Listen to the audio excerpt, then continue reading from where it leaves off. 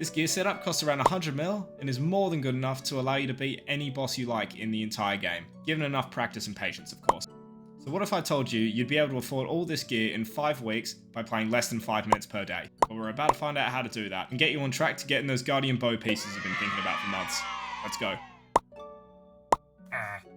To make the most out of these methods, you're going to need a few requirements first. Number 1, it's highly recommended that you get a fully upgraded Wicked Hood. Number 2, you're going to need access to the hook region and player-owned ports at the absolute minimum. This will allow you to get trade good missions if you're not already. If you haven't got access to ports already, I'd recommend unlocking it with Agility, Runecrafting, Prayer, or Herblore. These skills unlock the most profitable trade good voyages and are either very quick to train or very cheap to train. Next up, you'll need to finish the Royal Troubles quest, which will give you full access to Miscellanea. And lastly, 99 Invention, but it becomes a lot better at 117 Invention. Now you know the requirements, let's split the passive money-making methods into their 2 categories. For daily, we've got the Wicked Hood and player-owned ports.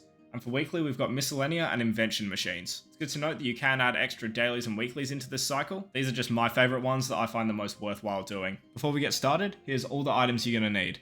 80 Divine Charges, 16,000 Mahogany Logs, a Captain's Log from player-owned ports, a fully upgraded Wicked Hood, and any teleport method to get to Miscellanea quickly. With all that covered off, let's jump straight in. First off, we're going to start off by crafting some nature rooms with the Wicked Hood. We're going to use one of the Wicked Hood's free daily teleports to get to the nature altar.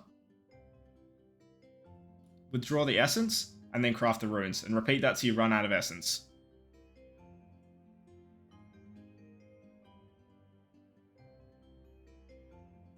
Next we're going to activate the hood, and then withdraw 500 water runes from it.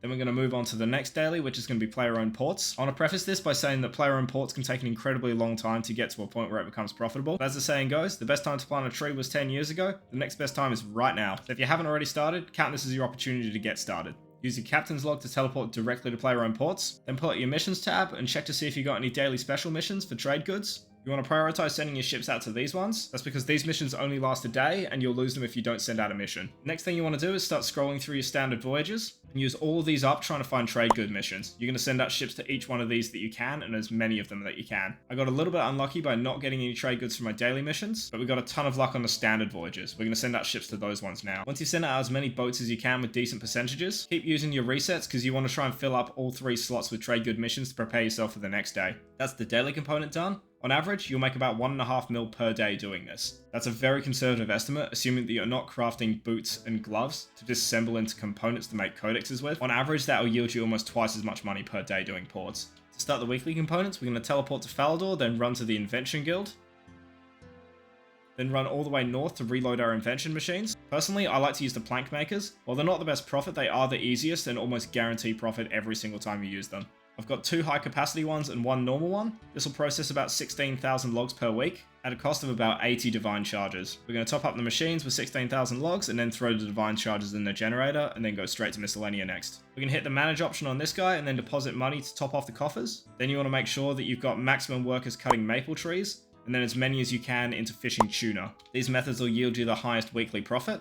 Then we're going to run downstairs and top off our favour by raking these weeds next to the castle. It's as easy as that to make at least 20 mil per week by playing 5 minutes a day. I just want to say that don't get discouraged by the player-owned ports part. I'd highly suggest just jumping in and getting started with it. It's actually quite easy to do and definitely not as bad as many people make it out to be. Thanks for watching. I'll have some more similar quick guides coming your way really soon.